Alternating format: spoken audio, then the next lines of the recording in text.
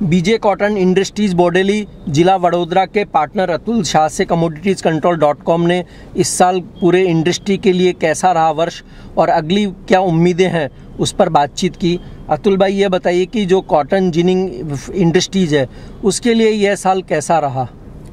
साहब, हकीकत में आपको बोलो, इस साल सब जिनर्स ने मार खाया है। कोई भी जिनर ऐसा नहीं है कि भाई मैं पैसा उसमें कमाया हूँ। ड्यू टू डिस्पैरिटी, पूरे साल डिस्पैरिटी निकला ही नहीं है, तो इस वजह से पूरे साल किसी को पड़ता नहीं बैठा है। और अंत में भी ऐसा हुआ कि जो भाव बढ़ने की उम्मीद थी वो बढ़े नहीं, और दूसरे फैक्टर मतलब इंटरनेशनल फैक्टर की वजह से मार्केट रिवर्स हुआ। तो इसी वजह से भी जो लोगों ने स्टॉक रखा था, जो जिनर्स ने स्टॉक ऐसे समझ के रखा था कि भाई भाव बढ़ेगा, लेकिन वो भी बाद में स्टॉक में भी उनको काफ़ी घटा गया, और पूरे साल में टर्नओवर जिसने किया उसको भी घटा गया और स्टॉकिंग में भी घटा गया। तो ओवरऑल सब मिला के आप देखें तो पूरे इंडियन जिनर्स को पूरे इस साल किसी को भी फ़ायदा नहीं हुआ है, और कहीं ना कहीं किसी को कम और किसी को ज़्यादा लॉस में ही है सब। तो ये जो अगला साल है उसमें डिस्पैरिटी टूटने की उम्मीद है या नहीं है?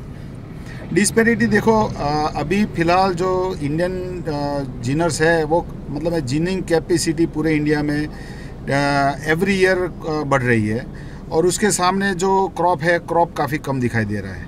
तो ये कैपेसिटी एक वजह है कि डिस्पैरिटी सभी लोगों को लग रही है। तो मैं ऐसा मानता हूँ कि अगले साल वैसे भी क्रॉप काफ़ी अच्छा अभी बता रहे हैं। फ़िलहाल अभी एस्टिमेट लगाना थोड़ा मुश्किल है, लेकिन यदि क्रॉप अच्छा रहता है तो मेरे ख्याल से डिस्पैरिटी थोड़ा कम हो जाएगा, और कुछ पड़ता जैसा मतलब मैं जिनर्स को पड़ता लगेगा, ऐसा लगता है मेरे को। और ये कौन से कारण रहे ज़्यादातर जिनसे डिस्पैरिटी तो हुई, लेकिन ये नहीं लगता आपको जैसे बहुत जगह बातचीत आई है कि जो सब्सिडी दी जाती है नई फैक्ट्रियां लगाने के लिए बंद हो जाए तो ओवर कैपेसिटी से ये इंडस्ट्री पीड़ित नहीं रहेगी? बिल्कुल बात सही है। गवर्नमेंट के अभी जो बेनिफिट्स चल रहे हैं उस हिसाब से सभी लोगों को अभी जिनिंग इंडस्ट्रीज़ में इन्वेस्टमेंट करना काफ़ी अट्रैक्टिव लग रहा है। वो हिसाब से सब लोग जिनिंग फैक्ट्री हर रोज़ एवरी ईयर बढ़ रहा है। तो मैं ऐसा मानता हूँ ये फैक्टर तो है ही, लेकिन सबसे बड़ा फैक्टर जो पास्ट में भी लोगों ने जो काम किया है वो थोड़ा जिनर्स भाई भी ऐसा है कि इतना हेक्टिक होके बाइंग करते हैं, और अपना कारखाना चलाने के लिए पूरा 2-3 शिफ्ट चलाने के लिए वो कोई भी भाव से कपास ले लेते हैं और कोई भी भाव से रुई बेच देते हैं। तो ताकि एक जिनर ऐसा सब करता है तो सभी जिनर को उसका इफेक्ट होता है। तो इसकी वजह से मेरे को ऐसा लगता है कि ये डिस्पैरिटी चालू है अभी। चीन का मूड भारत से कॉटन खरीदने का बहुत कम दिख रहा है, तो अगला साल जो है उसमें चीन के साथ हमारे ट्रेड किस तरह रह सकते हैं?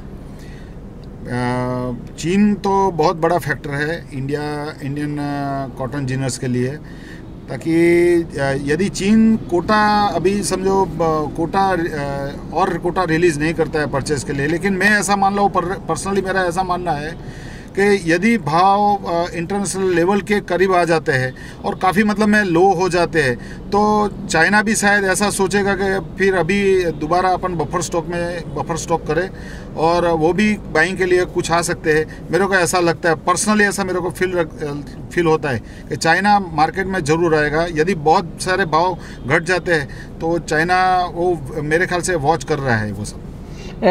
जो इंडियन कॉटन एडवाइजरी कमेटी है उसने कहा कि नेक्स्ट सीजन में कॉटन का एक्सपोर्ट 47 लाख बेल्स रह सकता है, जो कि करंट ईयर से काफ़ी कम बताया जा रहा है।